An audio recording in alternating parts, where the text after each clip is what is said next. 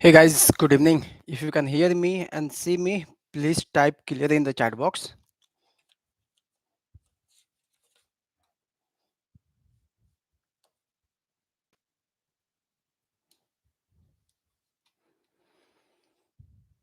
Guys, am I audible?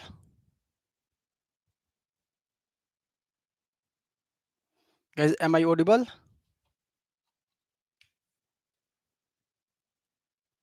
Yes, B2, perfect. Okay, so without wasting any time, we will get started. And today, I'm going to cover API gateway, and I believe you people are following the playlist. And if you have any question, so please park your question for the last, and I will answer your all question. Let me present my screen, and if you see my screen, type S in the chat box and we will get started.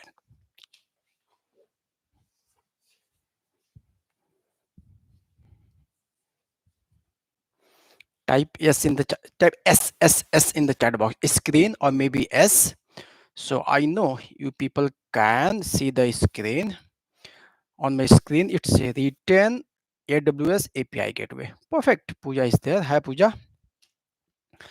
Okay guys, welcome back whoever joined. So let's get started. And today we are going to cover AWS service called API gateway. And this is very important topic regardless of if you are preparing for AWS certified solution architect associate, or in general you are planning to work as a cloud architect or as a solution architect. So before we understand AWS API gateway, let's understand what is API, because Amazon API gateway, right? So before you understand, we understand what is Amazon API gateway. Let's understand what is API gateway. Then it will make more sense, and even I can say it will be easy to understand what is Amazon API gateway. So API gateway made up with the two words. One is the API, then gateway. Then let's start with what is API. So API is, as name suggests, this is application programming interface. So there is three words. So here you have the application, and here you have the maybe program.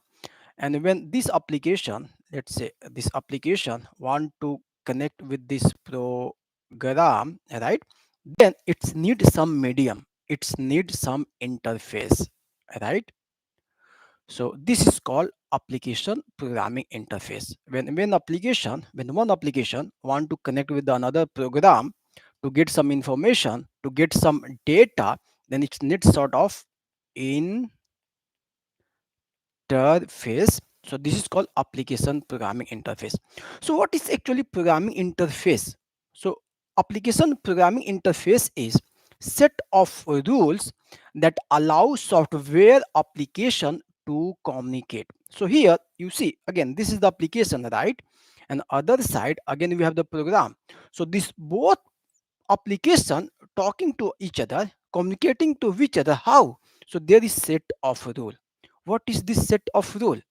So okay, before I will tell this set of rules, let's understand. Okay, here I'm sitting in the Finland, in Helsinki, and I'm live, and you are able to hear me, right? You are able to see my screen. How?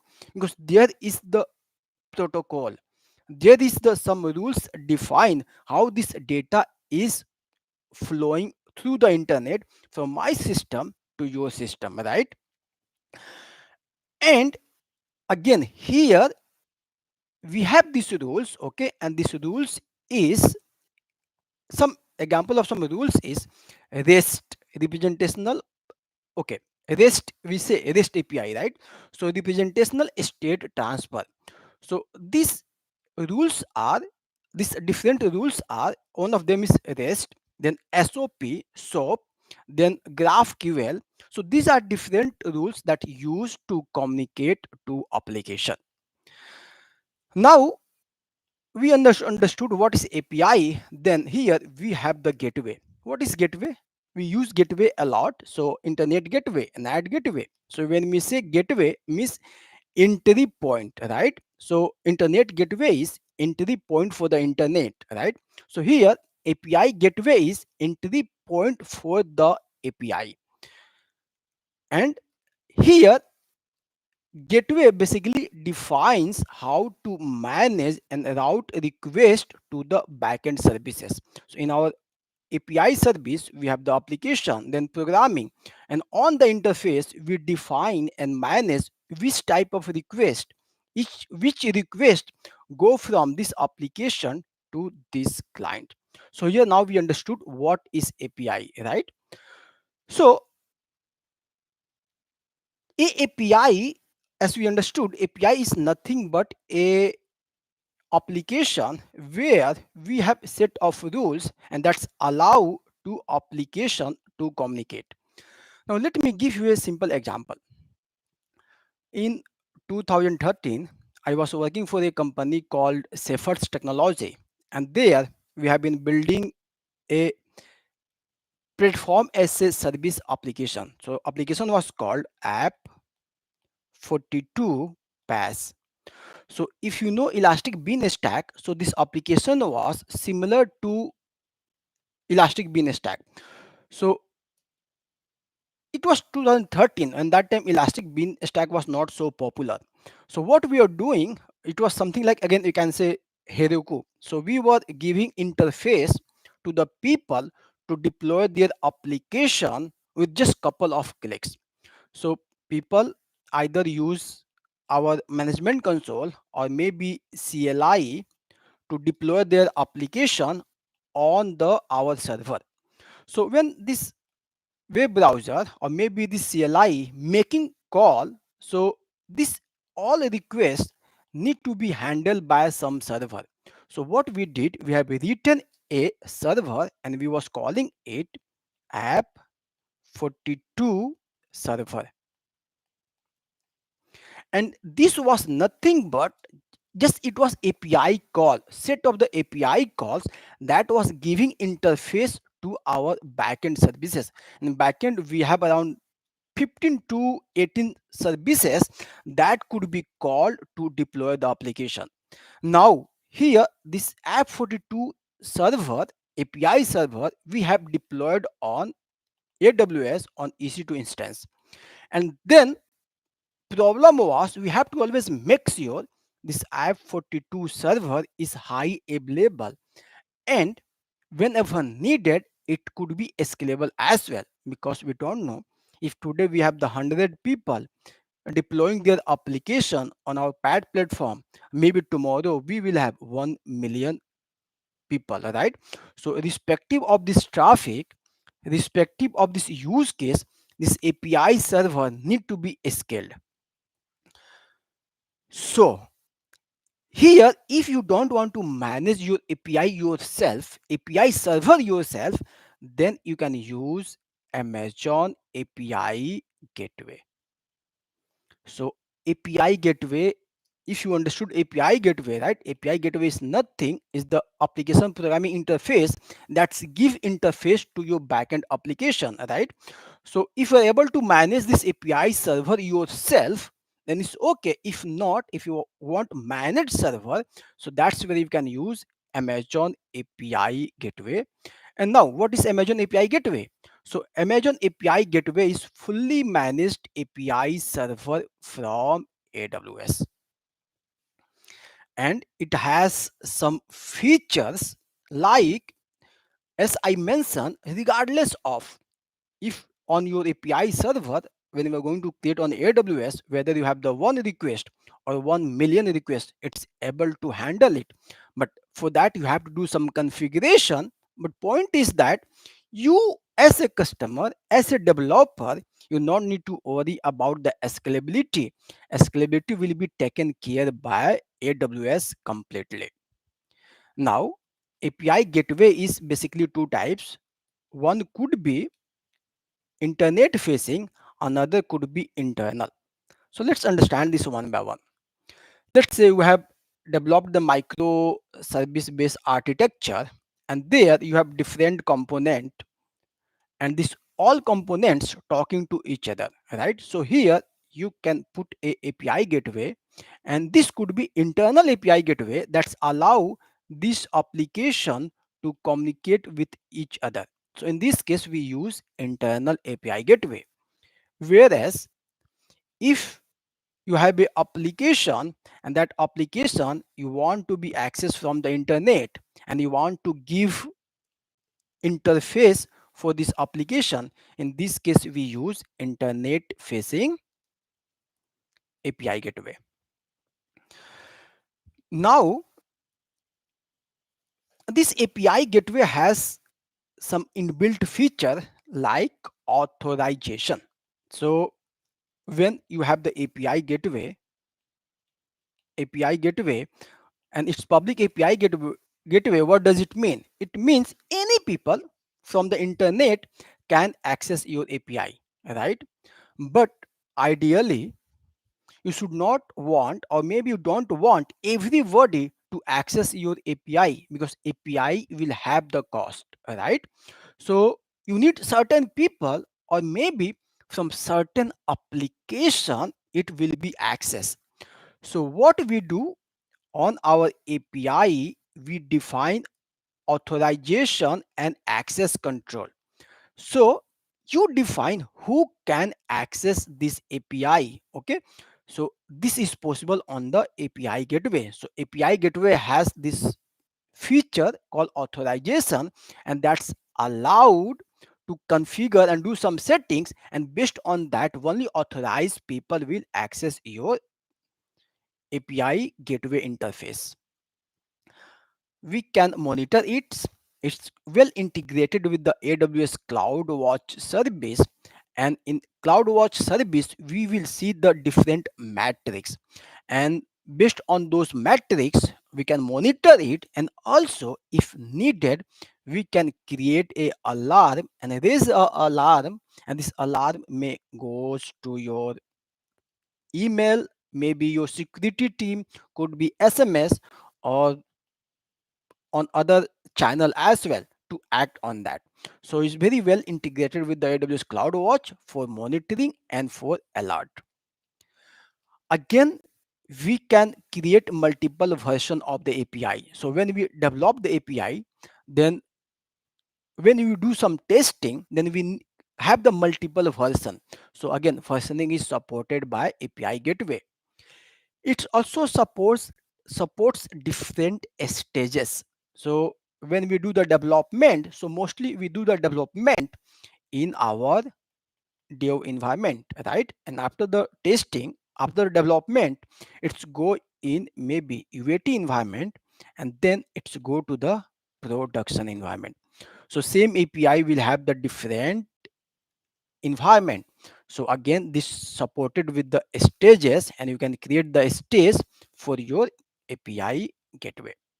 It also supports caching. What is caching? So let's say here is the people and person, they're accessing your API, right? So at the end, what API is doing? API is calling your backend services, right? If this user is made a call, and again another user making the same call, so technically this request should not go to the backend, right? So API gateway cache the information, or we can say the data, and it will return request to this person. So again, it will help us running your backend services. It will help you saving the cost. Again, it will have the better performance. So API gateways does support this as well. Now this very important feature on API gateway supported called CORS. CORS stand for cross origin resource sharing. So when we have the API, and this API accessed by different application, right?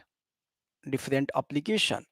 So here on your API, you can define from which domain this could be accessed.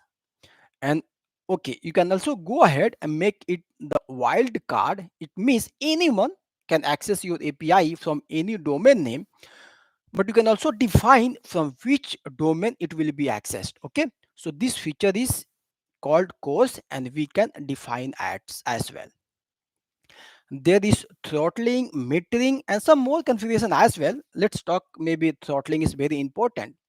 So in throttling, you can define a particular person, or maybe from a particular application, how many times your API will be get called, right? Because there could be a DDoS attack, or maybe there could be some bad person. He is trying to access your API, right? So you want to set the limit, and you know from this person or maybe any application how many times this API could be called in per hour, per week, per month.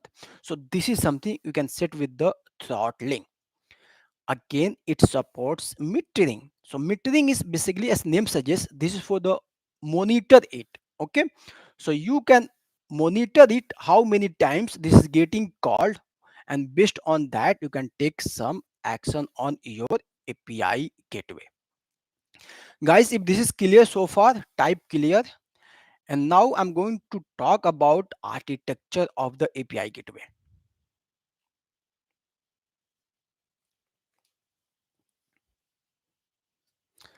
Anubhavji is saying clear, perfect. Pooja is saying clear, fantastic, perfect. Now let's understand from architecture perspective. Okay, before that, I have again mentioned in the previous slides as well. So API gateway supports a REST API, HTTP API, and WebSocket API as well. So what is WebSocket API? So WebSocket API is where once a request is opened, then okay, once a request is sent and client server accept the request, then it get opened. Okay, and there is a continuous communication. So like when we send the WhatsApp message, when we do the voice call, we do the video call, there we use WebSocket API. So AWS API gateway also supports WebSocket API as well, and you know REST and HTTP API. Perfect. Now let's look into the architecture of API gateway. So API gateway could be access from IoT device. It could be access from the web and mobile application, or it could be any streaming or user connected device, or as well as from your private application or the on premises application if this is public API. So as this is API, so what is do is connect to interface, right? So when here one consumer who trying to access your backend services, so this consumer could be IoT device, could be any application, could be mobile, any streaming device, or maybe from the on premises, as long as this is public API, and it will be it's available to access and people has those relevant permission. And API gateway has this caching, so it cache the request. If you don't want it, call backend services all the time. Again, API gateway could be connected with the CloudWatch for logging and monitoring. And again, it supports authorization. So on API gateway, we have authorization settings, and through authorization, we define who can access your API gateway. Then API gateway in the backend is support AWS services, like we can use Lambda function, we can use EC2 instance, could be Kinesis, and could be other AWS services which supports API gateway, and that's something I can show you.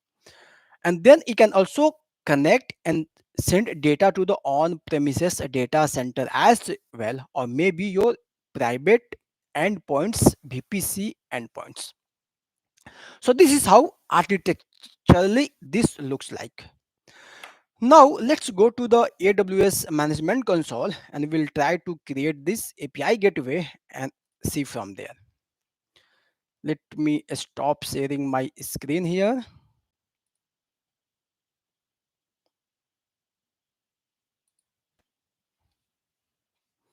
and I will close the PPT. And let me bring this screen on my other screen.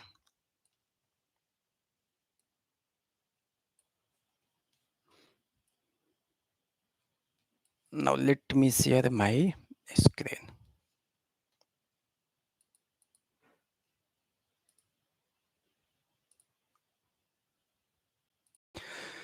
Guys, let me know what you can see on my screen.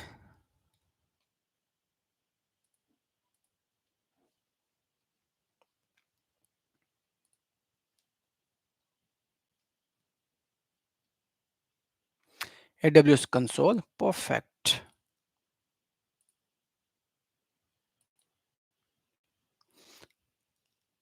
Okay, now I'm in my AWS account, and in one of the account called Epic Book, and here let me stop my iPad.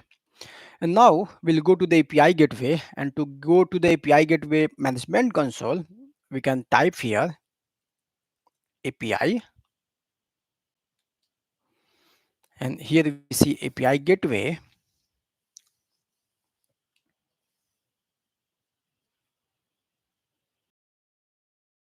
We see we can create the HTTP API, we WebSocket API, and we can also create a REST API. So we can select any of them, and let me select this REST API and just select here. Then we have to give some details here. So we are going to create new API. So select new one, or you can also import it, or also you can clone from the existing API if you have already in your this AWS account. So I'll select new one, and here we need to give name of this API, and this, let's call this demo. Okay, now here we see, okay, what is the endpoint? Do you want this public, or okay, private, or regional, or is optimized? So for this we are going to use a regional, and then create the API. Now you see this API got created, and currently path is slash. Now here we will create the resources, and to create the resources, here we define what resources you want to create. So let's call this contact. So if anyone want to contact, for that we are creating these resources. Now select the resources, and on this resources we can go ahead and create the different methods. So on contact, so basically when we see the REST API, right, so REST supports couple of the methods. Okay, so on slash contacts means all contacts. Now here we can define the methods, like, so when someone is going to call this con- contacts, then what this will call, so which method it will call. So it supports delete. So do you want to delete the contacts, or do you want to get detail of the one contact, or maybe you want to create a contact, okay, or maybe you want to update the contact. So for that we use different methods, and these methods is designed for the different purposes. So delete means for deleting, post means for creating, put means for updating, and get means for getting the details. So here let's start with the get, and then this API, where it will it call the Lambda function, or maybe any HTTP endpoint, or maybe another AWS service, or could be VPC link. So here we have different option which backend services it will call. For this, let's select the Lambda function. Then here we have option to select the Lambda function. So here we can select in which region we have our Lambda function. But as of now, we don't have any Lambda function over here, right? So let's do one thing. Let's go ahead and create a Lambda function.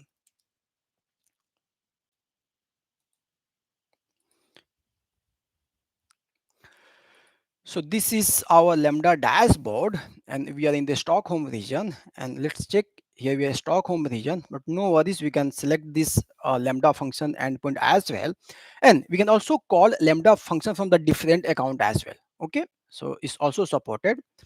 So here to create Lambda function, we'll click this button, create Lambda function. And Lambda function we can create a couple of ways. One is create from the scratch. Another way, you can use the blueprints, and AWS has some predefined blueprints. We can start from here, or again we can create a Lambda function which has the which we want to run on the container, and for that we need to give URL for the container. For this demo, we'll just start with a scratch, and here give name demo, and then we need to select the runtime. So Lambda supports different runtimes for the different programming language. Here let's select the Python and scroll down, and then create the function.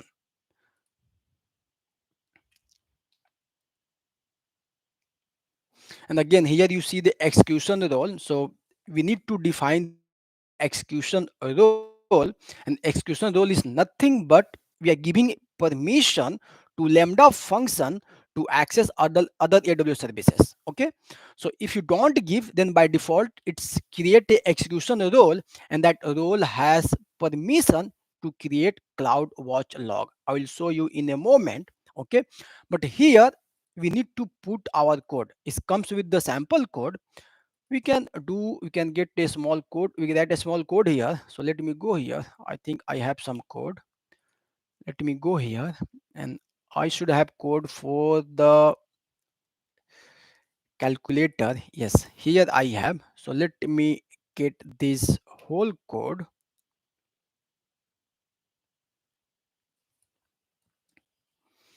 and then let's go here. No, Lambda function, and we'll paste our code over here. Now let me quickly explain what we are doing. This very a small Lambda function. Here what we are doing, we are passing two numbers, number 1 and number 2, and along with that we are passing the operation. Okay, what this function will do. Okay, so this is calculator. Okay, we pass a number 1, number 2, then we will pass the operation. So based on the operation, if we pass, let's say add, and it's going to do the addition, and if we will pass subtract, then it's going to do the subtraction. Maybe let me modify this, multiply, then it's going to multiply and divide. Okay, so let's deploy this. And now to test this function if it's working, we can go ahead and create a test event. Okay, so again I have sample code here. Let's go ahead and copy this, and we'll go here, and let's create a demo event and put our code here, and save this. And now we can also test from here, but let's go in the code, and from here we will test it. Then here we see the test, right? So click here, select the demo what we have created, and now test it. Now let me in the chat box what will be answer. So what we did here, for this Lambda function we are passing number 1 5, number 1 10, number 2 5, and operation is a add. So what will be output of this test?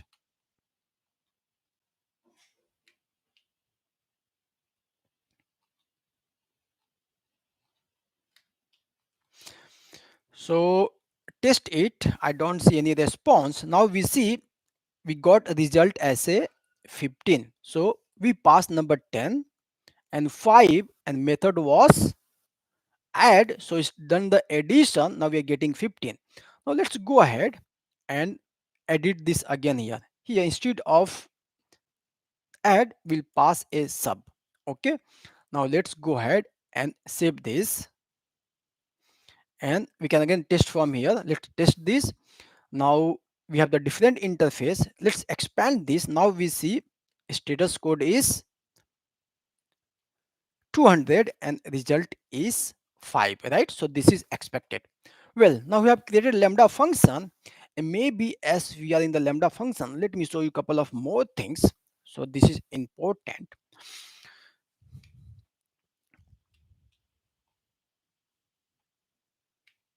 Perfect. Pooja is saying 5, you are right.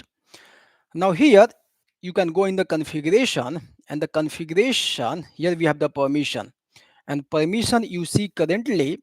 So this got created, this execution roles got, sorry, this execution role got created for us as function name was demo, and then is given this resource access. So action is this Lambda function will be able to create the log group in this account and this region, and log group stream name will be AWS Lambda and the demo. Then in this log stream it will be able to put the log. So this permission is created by default, and if you want we can go ahead add the more permission.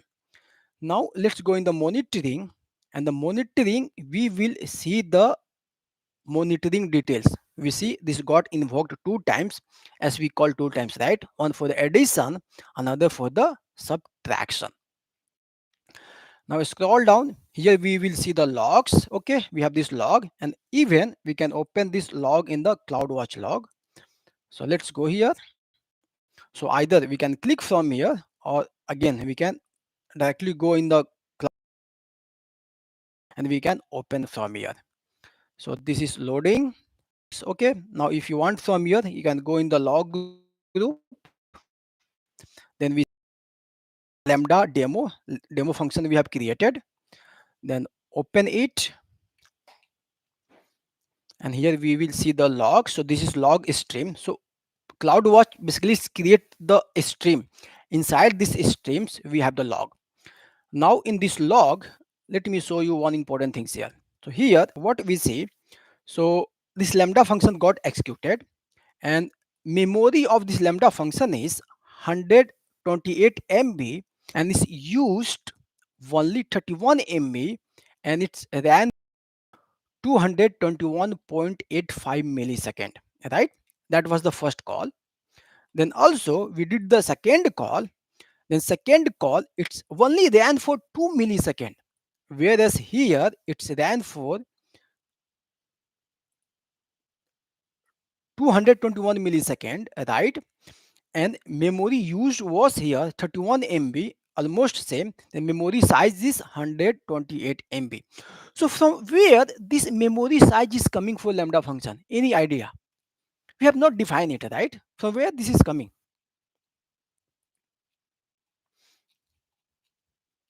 Okay, so let me show you. This is very important for you. So if you go in the configuration, then here we have the general configuration. So open this, and here we see to this Lambda function, memory is 128 MB.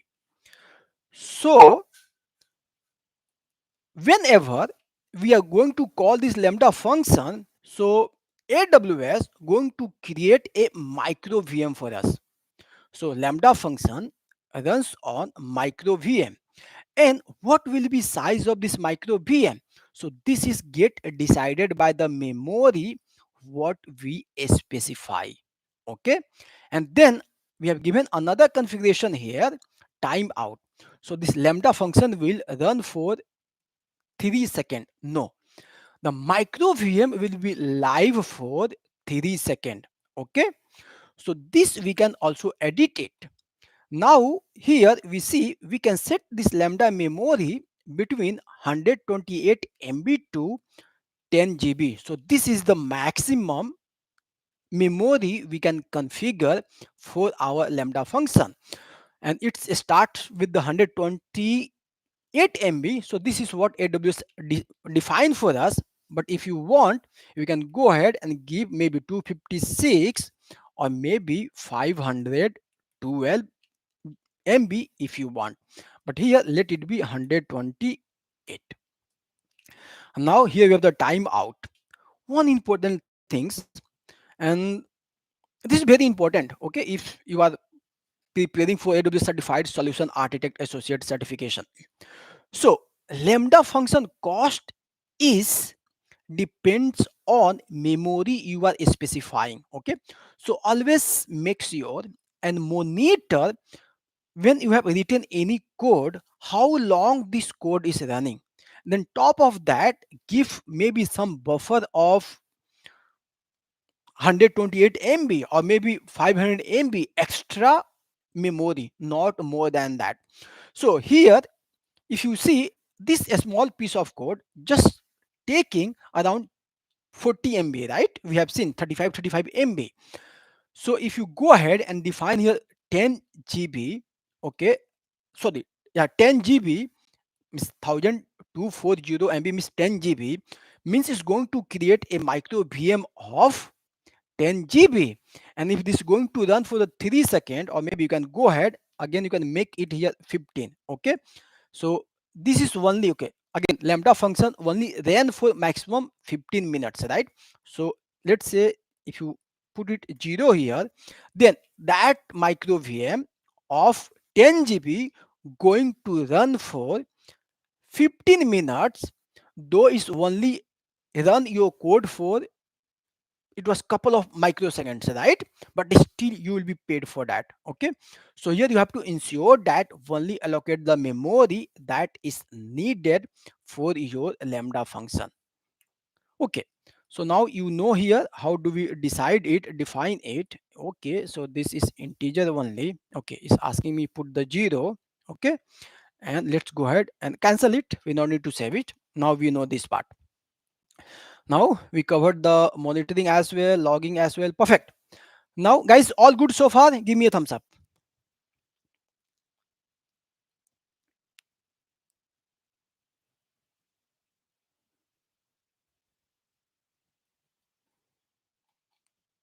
Perfect. Super. Anubhav is giving me hands up. Thank you. Now let's go to the API gateway. And here we need to mostly refresh this. Okay. So we are in Stockholm. Stockholm is, I think, EU North one. Stockholm is, yeah, EU North one. And let's select here. It's not selecting. So we need to refresh this. Let's go back here. And here create the method, and we will select the get, the lambda function. Then here select, we see this lambda function. Okay, and we have some more configuration here, so leave it as it is and go ahead and create the method. Now we see for the contacts we have created get method, and now before accessing it we need to deploy it. So make sure to deploy it, and here we can set the stage, right? So here let's go ahead, create the new stage, and I will call it as a development because I'm doing the development, right? And save it. Now, okay, this is the resource section. Here we have the contacts and the get. Then in the stages we see we have the this dev stage. Now we can use this to call it. Okay, if you go ahead and call it, so mostly we are going to get error. Why? Is giving missing authentication, so error is not correct. Okay, so guys, one thing always keep in mind, when you see some error from AWS services or maybe anywhere, don't blindly trust this is giving the right message. Okay, we are getting error because this is expecting parameter from us. Okay, to get the details we need to get the details we need to send two numbers, right? And also add methods, right? If you don't send, then it's not going to execute it. Okay, then to test that, what we can do, we can go ahead and use the postman. Okay, so if you don't know, postman is the tool we use to test the API endpoints. Okay, anyways, we are not going there. I want to show a couple of things here. So now our this API is here. Next thing is authorization, right? So here you can go ahead and create the authorizer. Okay, here we can go ahead and create the authorizer, and API gateway supports two types of authorizer. Okay, one is a lambda authorizer, another is cognito authorizer. What is lambda authorizer? Again, lambda authorizer could be another lambda function which will get called when we are going to call this API gateway, and that lambda function will have the logic to authorize if this request is coming from somewhere, is this person is authorized to access this API gateway or not. Okay, so for that we need to write another lambda function. Okay, and that lambda function should have that logic to authorize it. Now, okay, another could be the cognito. So what is cognito? Cognito is user authentication tool. So if any of you used this auth 0, okay, so auth 0 is authorization service. So most of the applications which run on the internet that's use this authorization service auth 0. So cognito is similar to this. So here, let's say if your application using auth 0 for the authentication, so what happened when a user get authenticated, then auth 0 generate a token, right?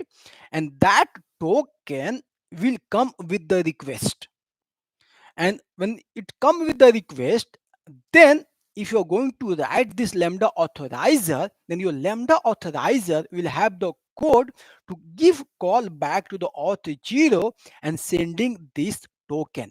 So your auth 0 will decode the token and it will check if this token is generated from auth 0 or not. Okay, and again in auth 0 you will have the application. Okay, so this couple of things I'm not going in that detail, but this way you can verify if you are using the lambda authorizer. Okay, so it could be maybe auth 0 or maybe authing. Authing is another authorization authentication service, this in the supported in the China. Okay, and if you don't want to use those, you can also use from the Amazon web services, and this is called cognito. So let's cancel this. Okay, and now here you see we have created this API gateway and we have this endpoint, right? So this is how API endpoint looks like for the real-time organization and the customer. Not at all, right? So most of the API gateway will have the custom domain name. So you can go here in custom domain name, and here you can create a domain name. Okay, so create a domain name. So let's say if I will give it the cloud advisory .com. Okay, then for that we need to give the certificate. Okay, so we need certificate as well as domain name. Here we need to select certificate. Okay, then go ahead, create the domain name. Once we create the domain name, then again I'm not going to create it here, but once you create the domain name, then you will go ahead from that interface, you can map your domain name with your this API gateway endpoint. Okay, we can map here. Okay, I have also talked about the metering, right, and throttling. So all those things we can configure here in the uses pattern. Okay, so in uses pattern we can create the uses pattern, and here you define, okay, metering and the throttling for your API gateway. Let's not go there, just I'm giving you some ideas how does it works. And again we said access control, right? So there's two things when we access the when we okay, let me go to the API and select this, and here, so when someone is going to access this API, then one is the authentication, right? So sorry, authorization. So we do authorization with lambda function, right? Or maybe it could be cognito. Then what about the access? I've also said access, right? Do you literally want to allow access? First, if you allow, then you authorize, right? So this is something you can do with the API key. You can go ahead and create the API key for your API. Then if someone or maybe some application calling your API, then they has to pass this API key. Okay, so first of all it will validate when a request is coming, does this request has this API key? If yes, then it will allow access. Once it allow access, then it will go and do the authorizations. If it's authorized, then only it will allow to access our API endpoint.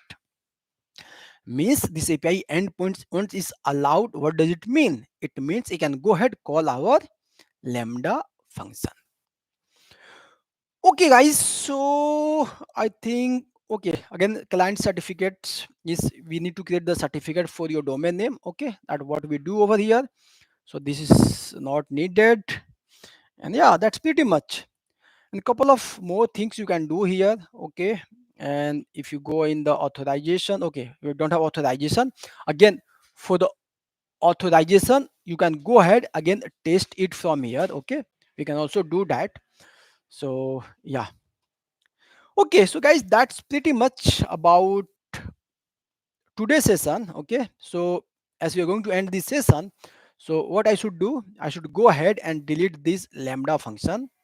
So let me delete this, and meantime if you have any questions, do let me know. No, no, no, no, I want to delete it.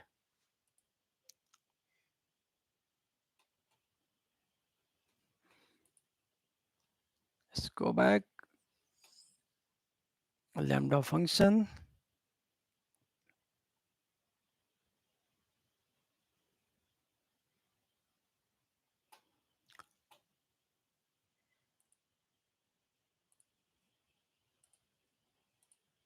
And guys, it's best practice whenever doing anything, so please go ahead and delete the resources. Okay, though API gateway don't charge because we have the fall into the free service, deleting function permanently removed the function. Okay, so first of all I need to go ahead and remove that. Okay, I'll do it later. Then I have to remove from here. Okay, so I will do it now. Let me take your question. Let me screen sharing. Okay, so please can you help understand the difference between the throughput and latency? How do we check our architecture is good based on this parameter? Okay, what is what is latency? See, latency is, okay, here I'm sitting in the Finland and Anubhavji, you are sitting somewhere in the India, right? So when I'm talking, this communication is not a real time. There is some delay, and this delay is called latency. Okay. So when we are requesting any data or any information, and while receiving, for receiving the response, it took the time. So that time is called the latency. Okay. Now, next question is what is throughput? So throughput lesson latency is the different things. Okay, but yeah, let me explain. When we compare, then throughput we compare with the IOPS, input output per second. Okay, so throughput is size of data that's flow through the, okay, let me give you the example. Okay, so we will understand. So let's say we have the EC2 instance, right? And EC2 instance have the attached volume, right? So when EC2 instance access the volume storage, right, so it's calling the network call, right?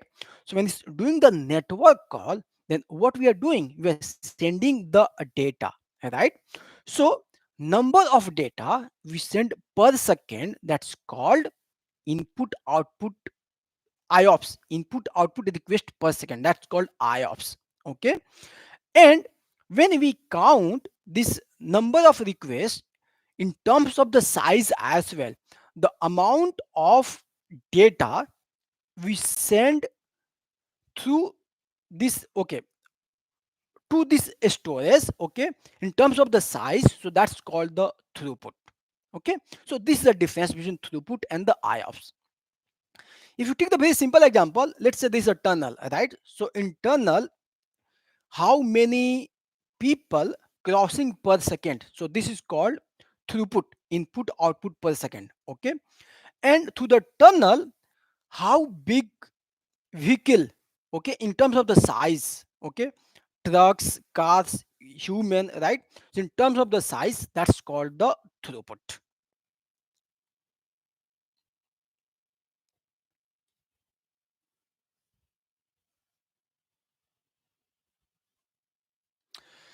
Supriya Chatterjee asks, thank you so much for the super valuable sessions. We want complete the session for you in the future soon on Terraform in AWS from beginning to master in details, including the Git and GitHub. Supriya समझ में नहीं आया. Thank you so much. Okay guys, perfect. So let's stop here. Okay, and thank you so much. I wish you all people great weekend. And Anubhav ji, Pooja, thank you so much for joining all the time. And I wish you all great weekend and enjoy and keep learning, keep going, keep growing. Thank you. Bye bye.